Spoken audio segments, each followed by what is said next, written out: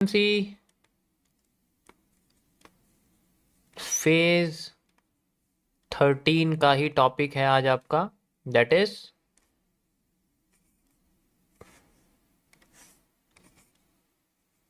Change in time frame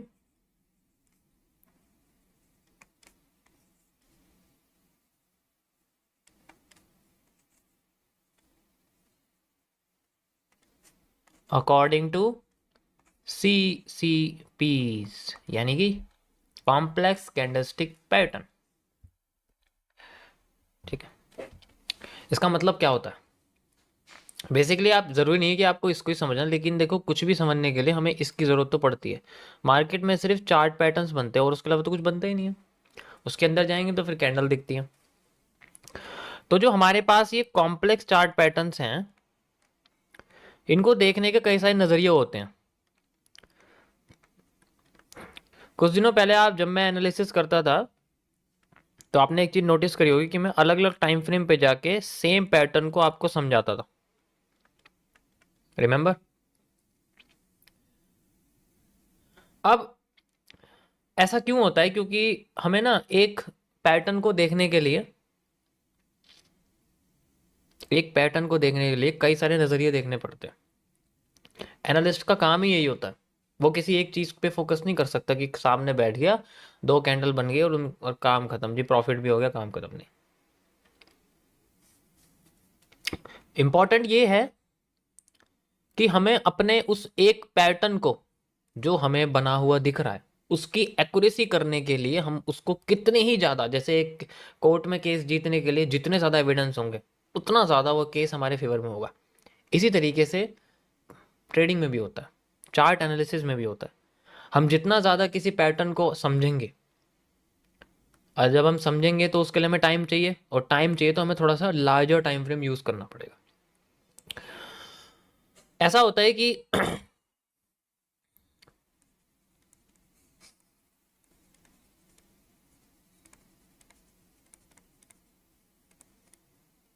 आप पढ़ रहे हैं mirror market concept and I created it.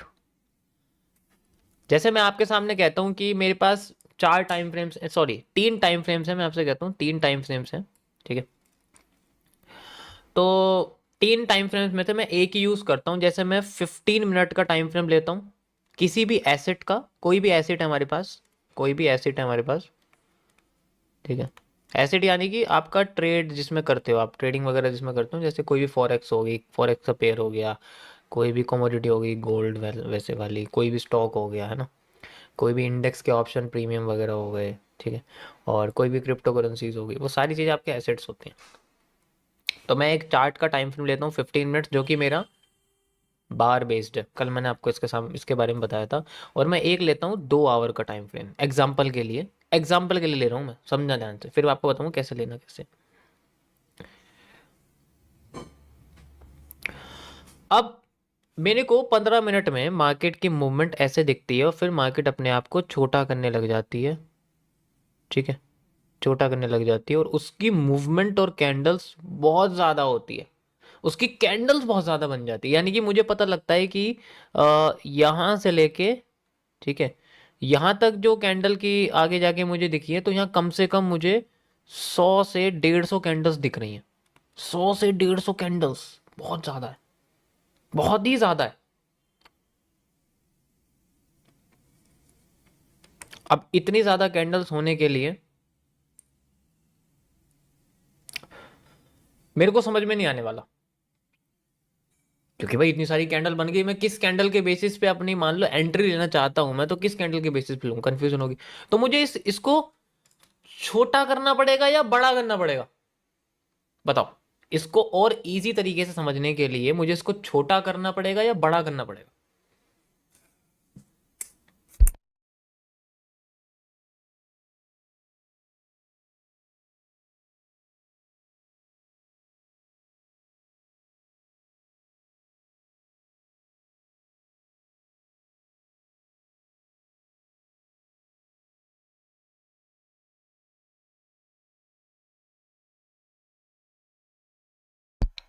बिल्कुल, टाइम फ्रेम बड़ा करना पड़ेगा जिससे स्ट्रक्चर छोटा हो जाएगा। तो जहां मुझे 100 से 150 कैंडल दिख रही थी जहां मुझे बहुत सारे हाई लो देखने को मिल रहे थे, है ना। वहां मेरे हाई लो घट के कितने हो जाएंगे, 1 2 3 4, एंड देन मार्केट छोटी होगी। अब यहां से लेके यहां तक की जो रेंज है उसके अंदर मुझे करीब कह सकते हो कि आप 30 से 50 कैंडल्स बनी हुई दिखी हैं। Now it is much more easy to identify each candle. अब मैं एक एक कैंडल को इस पैटर्न के अंदर इजीली आइडेंटिफाई कर सकता हूं। कर दिया, अब आइडेंटिफाई कर दिया, अब मुझे कोई दिक्कत नहीं है, अब मुझे कोई दिक्कत नहीं। अब इसका पहला मूव जो होगा फेक होगा, रिवर्स होगा, वो अलग बात है, मैं उस बारे में बात नहीं कर रहा। यूज तो हमें उसने में ही करना है जितना इसमें करना है। तो बड़े हमें किसी भी पैटर्न को जो हमारे सामने जो थोड़ा कंफ्यूजिंग है, जिसके अंदर कैंडल बहुत ज्यादा बन गई हैं, उनको समझने के लिए हमें उसका टाइम फ्रेम उससे 2 3 गुना एक्स्ट्रा करना पड़ता है। 2 3 गुना हमें उसका एक्स्ट्रा करना पड़ता है ताकि एक रिफाइंड तरीके से वो पैटर्न हमारे सामने नजर आए। एग्जाम्पल के लिए मैं आपको यहाँ अभी इसमें दिखाता हूँ, अगर आप इसको देखोगे ध्यान से, अभी 30 मिनट्स के टाइम फ्रेम पे आप देखोगे तो ये किस तरीके का पैटर्न यहाँ बन रहा था। ये देखो बड़ा अजीब सा यहाँ पैटर्न बन रहा था, इतना बड़ा, है ना। 30 मिनट्स में मुझे ये पूरा दिख नहीं रहा था। इसको समझने के लिए मैंने 2 घंटे में कर दिया। अब मेरे सामने ये ऐसे खुल गया, अब मुझे एक एक कैंडल इजी नजर आ रही है। और सही बताऊं तो ये 30 तो 2 आवर का भी थोड़ा ज्यादा लग रहा है। इसको चलो मैंने 4 आवर का कर दिया। अब ये जाके मुझे बहुत इजी समझ में आ रहा है, इसमें मुझे कोई दिक्कत भी नहीं है। नीचे का मूव भी पता लग गया, ऊपर का मूव भी पता लग गया। Market is so simple to understand. लेकिन इसका डिसएडवांटेज, डिसएडवांटेज ये है क्योंकि अगर मैं, ठीक है, अगर मैं इसमें एज ए ट्रेडिंग करता हूं तो इसमें थोड़ी प्रॉब्लम निकल के आएगी, क्योंकि अमाउंट ज्यादा लगने लग जाएगा और इस चक्कर में जो मेरा रिस्क मैनेजमेंट है वो बिगड़ सकता है। क्योंकि अगर मैं इसमें एज ए रिस्क मैनेजमेंट लूँ तो कम से कम 2 से 3 हज़ार पॉइंट का लॉस लगेगा। और अगर मेरा बैलेंस कम है, ओरिजिनली मेरा बैलेंस कम है, 10,000 है, 15,000, तो मैं इसको यूज नहीं कर सकता। ऑब्वियस सी बात है, skip this pattern. Answer is skip this pattern. मैं इस पैटर्न का यूज करने वाला ही नहीं हूं जब मुझे पता है मेरे रिस्क के हिसाब से मेरा रिस्क इसमें 20% का बैठ रहा है। बेशक मेरी एक्यूरेसी कितनी भी हो, लेकिन मैं अपने रिस्क मैनेजमेंट के खिलाफ नहीं जाऊंगा। मैं 2% से ज्यादा नहीं ले सकता अगर मैं ऐसे ट्रेडिंग की बात करूं। समझ आया?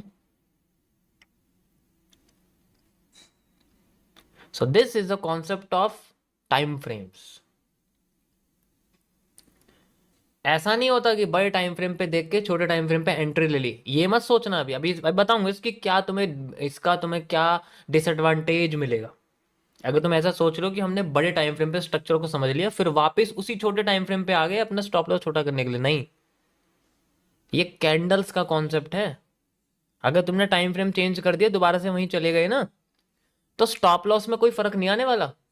मान लो मार्केट का रिवर्सल थोड़ा नीचे जाके था, तुम्हारा तो छोटे में ही चला गया, फायदा क्या होगा फिर उसका? फिर भी स्टॉप लॉस हिट हो गया, कोई फायदा नहीं।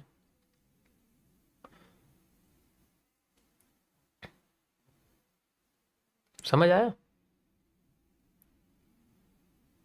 तो इसीलिए इसमें सिर्फ यही फायदेमंद होता है कि हम लोग इस स्ट्रक्चर के हिसाब से अगर चले तो हमें इस हिसाब से बैलेंस भी लेना पड़ेगा। इस हिसाब से हमें बैलेंस भी लेना पड़ेगा, वो ज्यादा इंपॉर्टेंट है। एक बार को मैं चलो स्ट्रक्चर एक बार को भूल भी जाता हूँ, लेकिन बैलेंस तो इंपॉर्टेंट है ना भाई। मेरे पास बैलेंस है ही नहीं इतना बड़ा, तो मैं कैसे चल दूंगा इसके अंदर? मैं चल ही नहीं सकता।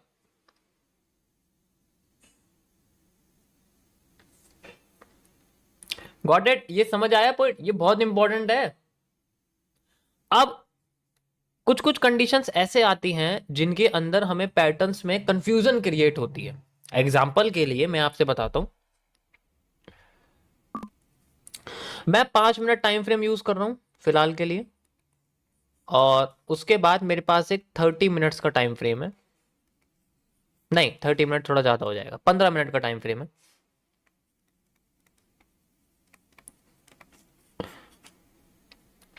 ठीक है, अब मेरे पास मार्केट अपने आप को ऊपर लेके आती है और यहां पर मेरे सामने एक रेड कैंडल बनाती है, फिर एक रेड कैंडल बनाती है, फिर एक रेड कैंडल बनाती है, और मुझे लगता है मार्केट नीचे जाने वाली है। लेकिन एक्चुअल में मार्केट अपनी रैली क्रिएट करने की कोशिश कर रही थी एक बेस बना के, उससे पहले भी वो नीचे आई थी। तो इसका हमें लगता है कि ये हिस्सा कॉपी हो रहा है किससे, इससे, तो मार्केट को और ज्यादा नीचे आना चाहिए, लेकिन ये ऐसा नहीं करती है, यहीं से ऊपर उड़ जाती है। और यहां पर भाई कॉन्सेप्ट की बात यह है, यहां पर कोई एफ कोई ऑर्डर ब्लॉक कुछ भी नहीं है, मान के चलो, ठीक है, समझ रहे हो ना, कुछ भी नहीं है यहां पर, लेकिन उसके बाद भी रिवर्स करके यहां से चली गई। अब मान लो अभी ये उठी नहीं है, इमेजिन करो अभी ये उठी नहीं है यहां से, और ये उठने से पहले मैंने इसको 15 मिनट में जाके देखा तो मार्केट की मूवमेंट मुझे ऐसे दिखी, यहां पर बस मुझे एक कैंडल नीचे जाती हुई दिखी, और अगली कैंडल इससे ऊपर बननी शुरू होगी, इसका हाई क्रॉस कर देती है। अब यहां तो मुझे रीटेस्टिंग दिख गई, यहां बुलिश एंगल्फिंग बन गई, पता लगा इसके बॉटम में भी बुलिश एंगल्फिंग ही बन रही थी, और वो इसको रीटेस्ट करने के बाद खुद बुलिश एंगल्फिंग बना के यहां से ऊपर चली जाती है। तो कभी कभी टाइम फ्रेम्स में ऐसे हेल्प मिलती है, हमें सब लगता है कि हमारे लिए ऐसा पैटर्न हमारे को डाउन साइड में ले जाने की कोशिश कर रहा है, लेकिन वो एक्चुअल में करता नहीं है, क्योंकि हम पिछले सप्लाई को यूज करने की कोशिश करते हैं। समझ आया, ये एडवांस लोगों के लिए है, ठीक है।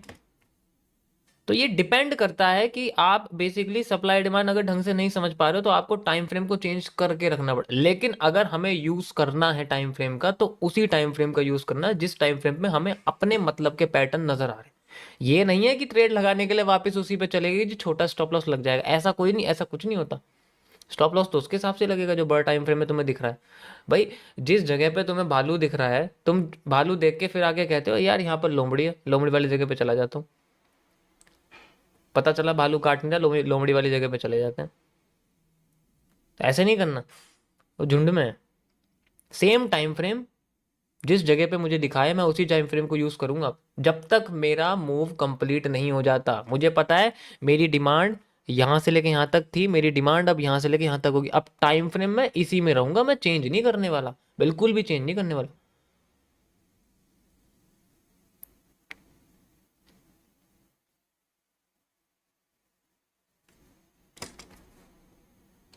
समझ आया। तो ये थोड़ा सा कॉन्सेप्चुअल है कि हमें टाइम फ्रेम्स को कैसे स्विच करना है। टाइम फ्रेम्स को स्टॉप लॉस को कम करने के लिए यूज नहीं किया जाता, एंट्री वगैरह के लिए यूज नहीं किया जाता, एक बात ध्यान रखना, ये गलत फहमी है, इसको छोड़ दो, दिमाग से निकाल दो, ये टाइम फ्रेम के लिए यूज नहीं करते। इसको यूज किया जाता है स्ट्रक्चर्स को अपने दिमाग से मैच करने के लिए, अपनी थिंकिंग से मैच करने के लिए। अगर वो मैच नहीं करेंगे तो हम डिसीजन नहीं ले पाएंगे। भाई अगर मैं किसी गाड़ी का टायर गोल समझ रहा हूँ और वो स्क्वायर बन के निकल जाए तो क्या मैं उसे यूज करूंगा? नहीं करूंगा ना, जब तक वो मेरे बिल्कुल मेरे दिमाग में है कि मुझे गोल ही चाहिए तो गोल ही आना चाहिए, अब उसके लिए मुझे कुछ भी करना पड़े। ठीक है, मुझे गोल नहीं मिल रहे इस कंपनी में, मैं दूसरी कंपनी में चला जाऊंगा, अब जब उसी कंपनी के सारे टायर मुझे गोल मिल रहे हैं तो मैं उसी कंपनी की हर चीज लूंगा अब। तो यहां पर जब तक मुझे अपनी डिमांड पूरी नहीं होती मैं इसी पे रहूंगा, इसी टाइम फ्रेम पे रहूंगा, मैं चेंज नहीं करने वाला। उसके हिसाब से फिर अपने बैलेंस भी होना चाहिए कि हाँ बड़ा टाइम फ्रेम अगर मैं ले रहा हूं, अगर मैं बड़ा टाइम फ्रेम ले रहा हूं तो उसके हिसाब से मेरा बैलेंस भी होना चाहिए कि मैं यहाँ पर स्टॉप लॉस इतना लगा रहा हूँ तो मेरा स्टॉप लॉस ज़्यादा लगेगा, उस हिसाब से मुझे बैलेंस लेना पड़ेगा, उस हिसाब से लॉट सेलेक्ट करना पड़ेगा, वो सारी चीज़ें होती है। ठीक है, तो सारा खेल बस ऑब्जर्वेशन का है भाई। अभी कुछ लोगों को लगेगा ये सब चीज़ें बेकार है, ये तो गलत बता रहा हूँ, है ना। अभी समझ में नहीं आएगी, भी 3-4 साल होने दो, पता लगेगा तुम्हें, जब ऐसा लगेगा ना यार ये स्ट्रक्चर समझ में नहीं आ रहा, बार बार स्टॉप लॉस क्यों हट जाता है। जब सवाल अभी तक जिसके मन में सवाल आता है ना कि ये क्यों हो जाता है, तो समझ लो अभी तुम्हें उस मार्केट के बारे में कुछ नहीं पता, कुछ भी नहीं पता भाई। अगर ऐसा सवाल आता है ना कि मेरा स्टॉप लॉस क्यों हो रहा है, इसका मतलब कुछ नहीं पता अभी, चाहे कितना ही सीख लिया हो, क्योंकि पैसा कमाना सीखा है, चार्ट समझना नहीं सीखा अभी। चार्ट जिस दिन तुम्हें कोई चार्ट समझाने के लिए बैठा देगा ना भाई, एक्सप्लेन नहीं कर पाओगे, मैं तुम्हें उसकी चोटी दे रहा हूँ। लेकिन अगर तुम प्रॉफिट करने के लिए प्रॉफिट करवा दोगे, तुम चार्ट एक्सप्लेन नहीं कर पाओगे। ठीक है, तो ये है आपका कुछ थोड़ा बहुत आपके जो है time frames according to complex chart patterns. इसी तरीके से जैसे कई सारे पैटर्न्स है आपके सामने, मैं आपको कुछ बताता हूँ। जैसे कि हमारे पास है एक रैट ट्रैप। अब रैट ट्रैप थोड़ा, भाई रैट ट्रैप जो है थोड़ा क्लियर नहीं बना हुआ, थोड़ा सा ऐसे करके उल्टा सीधा बना हुआ, मुझे ये समझ में नहीं आ रहा है ये क्या बना हुआ है। ठीक है, ऐसे करके बना हुआ है, मुझे समझ में नहीं आ रहा है ये रैट ट्रैप। तो मैं क्या करूँ, मैं टाइम फ्रेम को चेंज कर लूँगा। मेरे 1 मिनट के टाइम फ्रेम के हिसाब से रैट ट्रैप ऐसा दिखता है। ठीक है, अब मेरे 5 मिनट के टाइम फ्रेम के हिसाब से मुझे रैट ट्रैप और भी क्लियर दिखता है, मुझे ये ऐसा दिखने लग जाता है। और जब ये नीचे फेक आउट देता है, I grab this move and then market moves upside like this. इसी तरीके से यहाँ पर हमें यहाँ पर देखना, तो ये फर्क है टाइम फ्रेम्स का, स्ट्रक्चर्स को रिफाइन करता है और अच्छी तरीके से हमें डिसीजन लेने में हेल्प करता है। क्योंकि इस ट्रेडिंग की दुनिया में, चार्ट एनालिसिस की दुनिया में सिर्फ दिमाग ही एक औजार है, इंडिकेटर नहीं है। ठीक है,